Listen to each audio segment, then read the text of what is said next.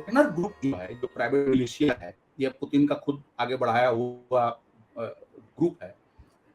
इनको और कादिरोव के मिलिट्री को, जो चेचन लीडर हैं चेचनिया के, रमजान कादिरोव, उनकी जो अपनी मिलिशिया है, उनका उनका जो अपना मिलिट्री है, इन दोनों को यूक्रेन में डिप्लॉयमेंट किया गया शुरू में ही। और सबसे बड़ी और खतरनाक लड़ाइयां जो हैं, जो हैंड टू हैंड हो रही हैं, जो गांव टू गांव, शहर टू शहर जो लड़ाइयां यूक्रेन में हमने देखा पिछले इतने समय से, 1.5 साल से देख रहे हैं, इसमें जितने जो डर्टी जॉब्स जिसको कहते हैं वार में, जिनके लिए आप जो मिनिमम राइट्स की भी परवाह नहीं करते, और वार क्राइम्स के जो सबसे खतरनाक खराब रूप हो सकते हैं, वो वैगनर के लोगों ने किया। उसका उसका आपने जो पूछा कि वैगनर का थोड़ा बैकग्राउंड हम लोग जान लें। यह आदमी खुद 9 साल जेल में रह चुका है सोवियत संघ के जमाने में। अच्छा, जब सोवियत संघ ये भी चर्चा आ रही है कि वो कभी पुतिन का रसोइया हुआ करता था। नहीं, रसोइया दूसरे सेंस में है। वो ये है कि ये चोरी करना, फ्रॉड करना, और जैसे होता है ना मोहल्ले टोले में आपने 4-5 लफंगों की टीम बना ली और आपने बर्गलरी कर दी, किसी का साइकिल मोटरसाइकिल उड़ा लिया, उचक्का टाइम, मॉल में गए कुछ उठा लिया, चोरी कर ली। इस तरीके से काम करने के चक्कर में इस आदमी को जेल हुई, और अलग अलग मामलों में इसने 9 साल जेल में काटे। 1988 में इसको माफी दी गई, और कुछ दिन इधर उधर करने के बाद जो है, ये अपनी माँ और अपने सौतेले पिता का एक छोटा सा ढाबा जैसा हुआ करता था। उस समय उसको लेनिनग्राद कहा जाता है, जो अब सेंट पीटर्सबर्ग है, जो वैगनर ग्रुप का हेडक्वार्टर भी वहीं पर है, और उसको भी सुबह सुबह ही कब्जा किया गया, मतलब रशियन गवर्नमेंट ने उसको टेक ओवर किया। वहां पर एक छोटे से मार्केट में, फ्ली मार्केट, सस्ता वाला जो मार्केट होता है, उसमें वो एक ढाबा जैसा चलाती थी उसकी माँ और उसके सौतेले फादर, उस पे वो काम करने लगा। और आपको याद होगा कि जब सोवियत संघ टूटा था, तो सोवियत संघ में खाने की चीजों की बड़ी कमी हो गई थी, और इन्फ्लेशन बहुत ज्यादा बढ़ गया था। तो ये आदमी चूंकि थोड़ा चतुर चालाक था, और इसके अच्छे दोस्त थे जो बिजनेसमैन थे, और इन लोगों से के साठगांठ में इसने खाने के बिजनेस में इसने रेस्टोरेंट खोला और खूब पैसे बनाए इसने। और ये रेस्टोरेंट बिजनेस में काफी आगे ये बढ़ते चले गए। और और आप जानते हैं कि जब आप बिजनेस में हैं, आपके पास बहुत सारा पैसा आ रहा है, तो आप रियल एस्टेट में भी जा सकते हैं, आप इधर भी जा सकते हैं, आप और तरीके के बिजनेसेस कर सकते हैं। तो बाकी ये जुए के अड्डे भी चलाता था, गैम्बलिंग जो क्वार्टर्स होते हैं, ताश वाश खेलते हैं।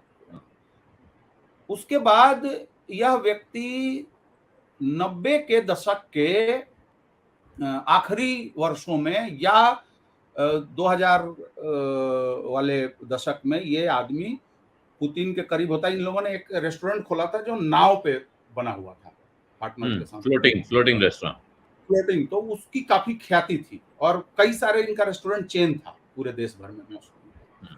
तो ऑब्वियस है कि पुतिन की नजर में आप आएंगे, या बड़े लोगों की नजर में आप आएंगे। तो ये सब कुछ हुआ, और 1998 या 99 में जब फ्रेंच प्रेसिडेंट गए थे, तो इस आदमी को डिनर और खाने पीने का इंतजाम करने का ठेका मिला, केटरिंग का ठेका मिला था। उसके बाद जॉर्ज बुश जब जाते हैं 2002 में, तो उनका भी खाना खिलाने का जिम्मा इनका था। वहां से ये पुतिन की नजर में आते हैं, जो आपने कहा कि पुतिन का रसोइया है जो इनको कहा जाता है। तो ये वहां से ये खाने पीने का इनका बना, और पुतिन की कृपा से आप जानते हैं कि सोवियत संघ जब टूटा है, तो बहुत नए नए तरीके के पैसा बनाने के तरीके वहां पैदा हुए, नए बिजनेसेस आए, और ओलिगार्की का जन्म होता है, जो बड़े बड़े बिजनेसमैन अचानक हो जाते हैं, जो सत्ता के साथ जुड़े हुए हैं। एल्सिन, बोरिस एल्सिन के जमाने में खूब ये चला, खूब बढ़ाया गया। तो ये आदमी पुतिन की कृपा से, इसको क्रेमलिन में जो जितने भी सरकारी खाने पीने का जितना भी ठेका होता है, वो इसको मिलने लगा। इसको स्कूल में जो बच्चों को खाना देते हैं, जैसे हमारे यहाँ मिड डे मील स्कीम जैसा है, उसका ठेका मिल गया, और रशियन मिलिट्री को खाना सप्लाई करने का ऑर्डर भी इस आदमी को मिल हम्म। और उसी पैसे से, ये जो इस तरीके के पैसे से जो आमदनी आ रही थी, काम से आमदनी जो आ रही थी, उसी आमदनी के एक हिस्से को इसने, अब हमारे पास ये कहने का कोई पुख्ता आधार नहीं है कि उसमें रूसी सरकार या राष्ट्रपति पुतिन की कितनी मर्जी या कितना वो रहा होगा, लेकिन फिर भी हिस्सेदारी। ये सब कोई जानता ही है। इस आदमी ने हैकरों की और इंटरनेट इन्फ्लुएंसर की उसका एक गिरोह या ग्रुप जो भी आप कहें वो बनाया, और उन पे आरोप लगा कि ये यूरोप और अमेरिका के चुनाव में हस्तक्षेप करते हैं, लोगों को बरगलाते हैं, फर्जी कहानियां, फेक स्टोरीज, फेक न्यूज। अच्छा, तो वो जो पुतिन पर आरोप लगा था अमेरिका में कि पुतिन ने अमेरिकी चुनाव में दखलंदाजी की है, उसके पीछे भी इसी वैगनर का हाथ है।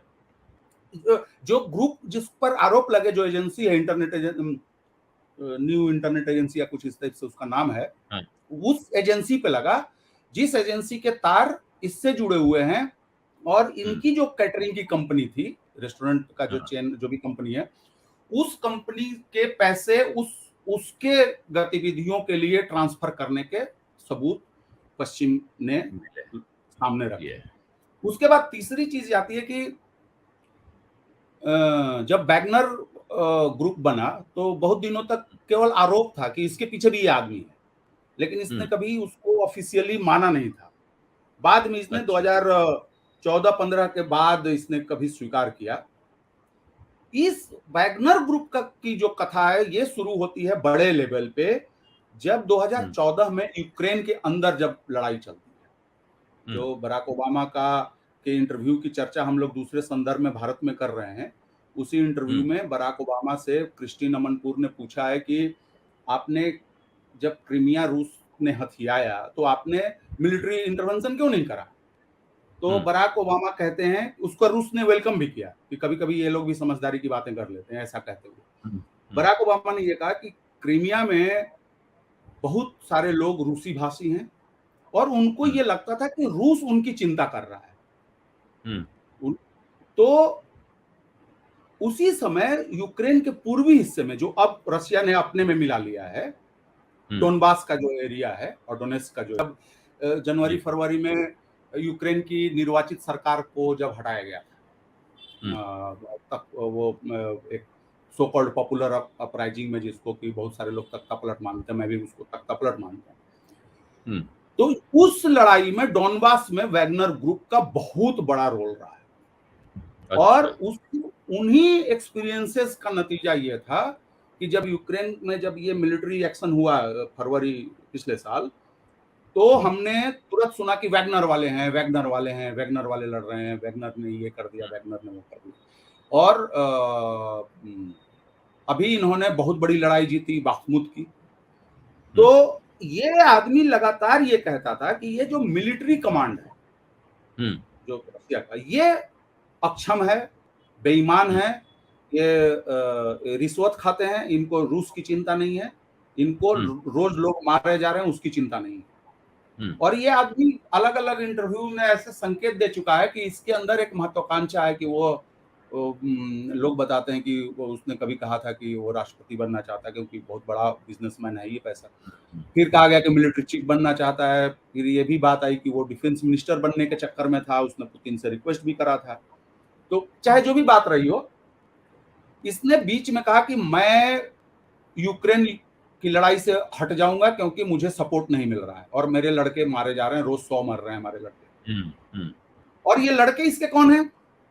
इसके लड़के रूस के भीतर इसने जेलों में जा जाके सबसे खतरनाक जो कैदी हैं, जिनके जेल से निकलने की संभावना जो है वो बहुत कम होती है, जैसे मतलब मर्डरर हैं और चीटर हैं, रेपिस्ट हैं, और किसी का हाथ तोड़ दिया, हाथ काट दिया, पैर तोड़ दिया, ऐसे लोगों को ये जा जाके बोला। उसके वीडियोस भी रिलीज हुए कुछ कुछ के कि तुम 6 महीना वैगनर के लिए काम करो और तुम फिर उसके बाद अपने बच्चों के पास चले जाओ, तो या तो तुम जेल चुन लो या अपने परिवार को चुन लो।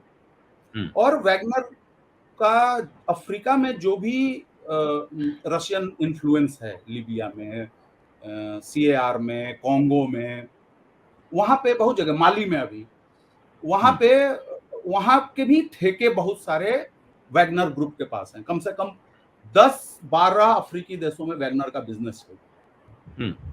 तो आप अंदाजा लगा सकते हैं कि इस आदमी का रेंज जो है। तो ये जो लोग हैं, ये इसके जो लोग हैं, ये दो बातें इसमें इंपॉर्टेंट है कि ये सब जो हैं बड़े खतरनाक लोग हैं। दूसरा, ये लगातार आप सोचें कि 2014 अभी 2023 मतलब 10 साल से ये लगातार लड़ाई में है। एकदम बैटल का फर्स्ट हैंड जो है ये उनका एक्सपीरियंस है। और रशियन मिलिट्री से इन्होंने बार बार जो कहा ना कि मुझे सामान नहीं मिल रहा, टैंक नहीं मिल रहा है, एम्यूनिशन नहीं मिल रहा है, ये नहीं मिल रहा, वो नहीं मिल रहा, वो करते करते इन्होंने आज बहुत कुछ जुटा लिया है जो हम लोग आज न्यूज में देख रहे हैं, टैंक्स और बड़े बड़े और सारी चीजें। तो ये इनका बैकग्राउंड है और इनके पास जो संसाधन है वो इन कारणों से है। जैसे आपने एक लास्ट बात कहूं कि आपने देखा होगा कि इनके पास बहुत सारे ट्रक ऐसे हैं जो एयर डिफेंस सिस्टम से लैस हैं। तो जो अच्छा हवाई जहाज को मार सकते हैं। अब आप रशिया के अंदर जो है, अब आप कारपेट बमिंग तो कर नहीं सकते अपने ही देश पर। आप गांव का गांव, शहर का शहर तो आप उड़ा नहीं सकते जैसा कि आप यूक्रेन में कर रहे हैं या कहीं भी कोई करता है। तो उस स्थिति में ये होगा कि आपके पास लाइट जहाज हों, छोटे हेलीकॉप्टर्स हों और वहां से आप मशीन गन से या छोटे मिसाइलों से, रॉकेट से आप इनके टैंक्स को आप तबाह करें, इनकी गाड़ियों को तबाह करें। ये नॉर्मल स्ट्रेटजी हो सकती है। लेकिन इस आदमी के पास बहुत सारी गाड़ियां हैं जिसमें कि एयर डिफेंस सिस्टम लगा हुआ है, रॉकेट लॉन्चर्स का पूरा वो जो जिसमें से धड़ धड़ धड़ धड़ लगातार फायरिंग होती है। ये सब इन्होंने यूक्रेन युद्ध के नाम पर इन्होंने लिया है। सत्य हिंदी का ऐप डाउनलोड करें गूगल प्ले स्टोर पर।